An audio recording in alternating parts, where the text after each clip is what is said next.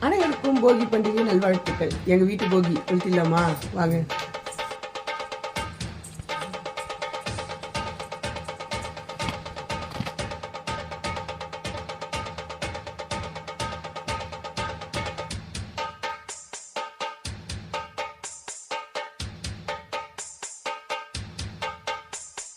காட்டுக்குயிலு மனசுக்குள்ள பாட்டுக்கென்றும் பஞ்சம் இல்ல பாடத்தான்.